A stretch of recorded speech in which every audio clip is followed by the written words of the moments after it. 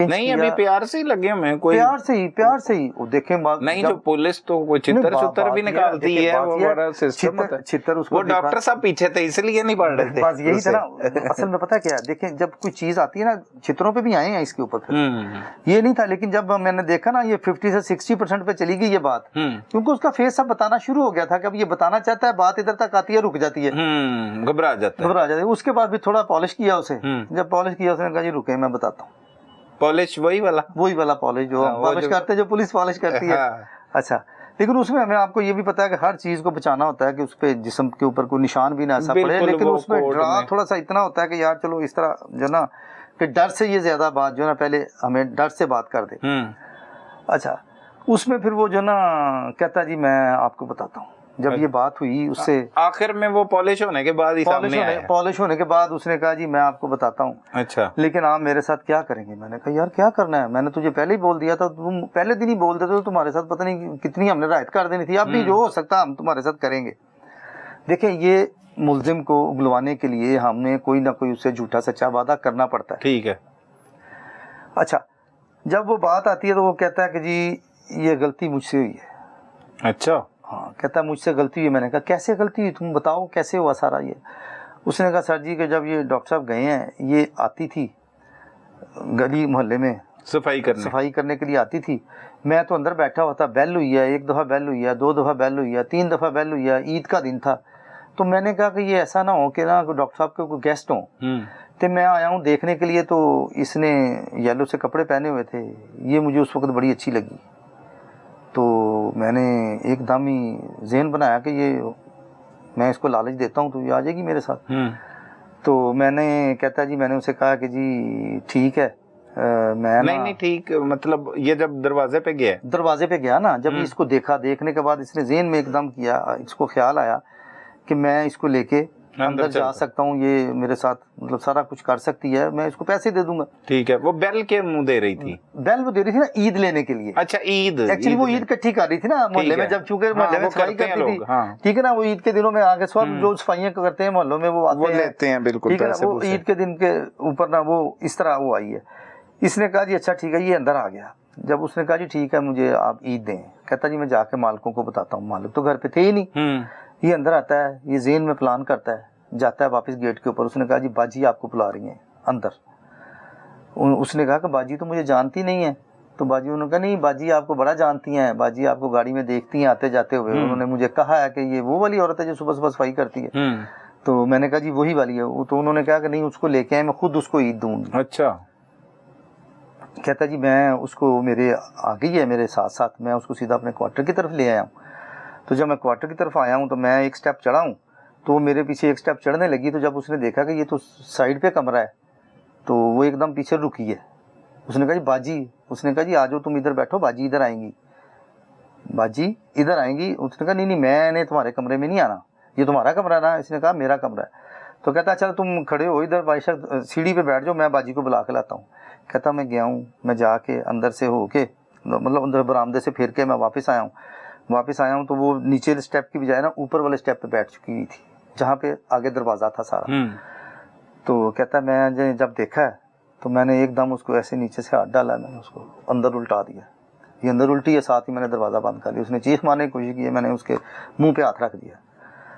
मैंने मेरी जेब में जितने पैसे थे, मुझे भी कोई ईद शीद मिली हुई थी सारी, तो मैंने उसके सामने रख दिया। मैंने कहा ये ले लो, तो बस तुम मेरे साथ ना आज खुश करो मुझे। उसने कहा तुम मेरे बच्चों की तरह हो, मेरे बेटे की तरह हो, तुम तो शर्म करो, तुम ये किस चक्कर में पड़ गए हो, मैं नहीं लेती ईद, मुझे जाने दो। कहता मेरे उस वक्त ना सर पे चढ़ा हुआ था सारा। तो मैंने फिर उसको पकड़ा है, मैंने गिरा लिया नीचे।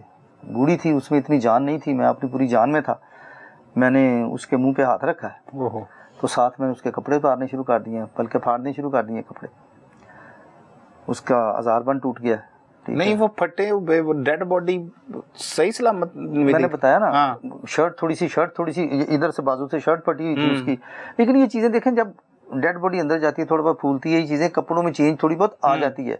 वो चीज ये ज़ाहिर नहीं कर रही थी उस वक्त के इसके साथ कोई इस तरह का रेप शेप वाला मामला हुआ होगा। फिर आगे क्या बताता है? कहता जी मैंने हाथ रखा मुंह के ऊपर, तो मैं शुरू हो गया। अब मुझे नहीं पता चला कि वो तो सांस उसका इतना बंद हो गया, हाथ मेरा काफ़ी बड़ा था, मतलब उसका कद को तकरीबन होगा 5 फुट 10-11 इंच। हाथ बड़े होने की वजह से उसको सांस नहीं आया, उसकी डेथ हो गई। ये लगा रहा उसके साथ, ज्यादती करता रहा उसके साथ।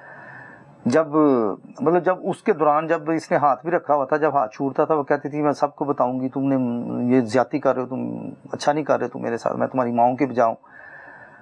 कहता जब ये सारा कुछ हो गया, जब मैंने देखा इसको उठाने लगा हूँ तो उठी नहीं, बेहोश है। मैंने समझा शायद बेहोश हो गई है, मैंने पानी शानी डाला इसके ऊपर, कुछ भी नहीं। अब मुझे समझ नहीं आ रहा था कि अब मैं क्या करूँ।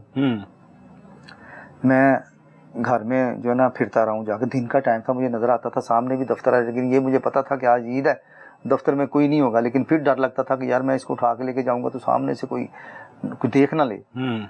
अब डॉक्टर साहब का भी जो ना टाइम बड़ी तेज़ी से अब गुजर रहा था। डेड बॉडी उधर पड़ी हुई थी, अंदर पड़ी थी, मैं भी अंदर था। फिर कभी मैं अंदर आ जाता था, कभी मैं बाहर चला जाता था। फिर जब थोड़ा सा मगरिब की अज़ानें हुई, अंधेरा होना शुरू हुआ है, तो मैंने मगरिब के टाइम पे मैं बाहर वाली लाइटें जला देता हूँ। मैंने फिर लाइटें नहीं जलाई उस वक्त ना, मुझे अब कोई समझ नहीं आई। मैंने देखा जाकर, मुझे यही एक गटर मिला जो लान के अंदर था, कि मुझे भी ये लगा कि ये मैं यहाँ से रात को बॉडी को निकालूंगा तो इधर से जाकर उसी गड्ढे में फेंक दूंगा, या मैं कहीं भी बाहर फेंक दूंगा। सही। मैंने इस चक्कर में ना मैंने बॉडी को ना फौरी तौर पे जाके, बॉडी नरम थी, मैंने जाके उस गटर के अंदर फेंक के तो ऊपर से ढक्कन दे दिया। जब ढक्कन दे दिया तो रात को डॉक्टर साहब आए हैं, तो सारा हम रूटीन में मैंने फिर खाना शाना भी खाया। रात को डॉक्टर साहब आए हैं, उन्होंने आके मुझे खाना दिया, बाजी ने, मैंने खाना खाया, ड्राइवर और मैं हम सो गए, दोनों सो गए हैं। मुझे नींद नहीं आ रही थी। रात को तकरीबन मैं 2 बजे उठाऊँ इस प्लान के साथ कि मैं ना जाके अब डेड बॉडी निकाल के शिफ्ट कर दूंगा, मैं फेंक दूंगा किसी जगह पे जाके। अब कहता है कि जी जब मैं गटर के पास आया हूँ ना, जैसे जैसे मैं गटर के पास आ रहा था ना, तो मेरा ना खौफ बहुत बढ़ रहा था। मुझे ऐसे लग रहा था कि मैं गटर का ढक्कन उठाऊंगा वो मुझे पकड़ लेगी। मुझे यकीन नहीं था कि वो अब मर गई हुई है, तब तक भी मुझे ये था कि शायद ये मुझे पकड़ ना ले। कहता है मैं आया हूँ, गटर तक आया हूँ, मैंने गटर का ढक्कन उठाया, हिम्मत करके मैंने उसको उठाने की कोशिश की है, निकालने की कोशिश की है, लेकिन वो मुझसे निकली नहीं। वो चूँकि वो नरम थी बॉडी, उसने नीचे फेंक दिया उसको। अब जब वो क्योंकि जल्दी में भी था और डर में भी था, उसने निकालने की उस रात बड़ी कोशिश की, लेकिन वो उससे नहीं निकली। उसने कहा जी, मैंने फिर कहा कि चलो ठीक है, फिर अब नहीं निकलती तो बंद करता हूँ। मैं बंद करके मैं अपने कमरे में आ गया हूँ। मैं 8 दिन जो मैंने गुजारे हैं, मैंने इसी तरह इधर ऊबर, जब ये ड्राइवर नहीं था, घूम के गुजारे हैं। मैंने बड़ी दफ़ा कोशिश करता था, गटर के पास जाता था, डर लगता था, वापस आ जाता था। सही।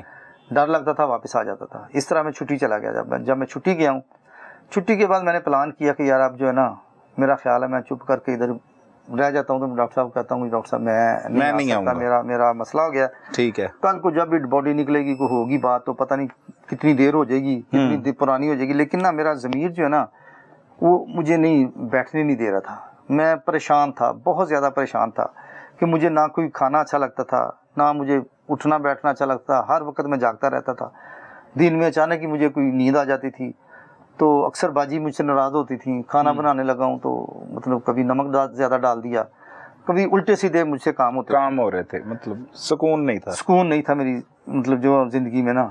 फिर उस दिन मैंने रात को प्लान किया, सोचता रहा कि मैं किस तरह करूँ। फिर कि यार इसका ना एक ही हल है कि इसी तरह होता है। फिर मैंने कहता ये किया कि मैंने जो पिछला गटर है ना, बीच वाला गटर है, मैंने उसको ना कपड़ा दे के बंद किया उसे। अच्छा, खुद बंद किया कपड़ा दे के, ताकि पानी ऊपर आए तो मुझे कहा जाए कि यार इनको खोलें। सही। तो खोलने के चक्कर में मैं खोल दूंगा या ड्राइवर खोल देगा, तो फिर जो ना बात खुल जाएगी।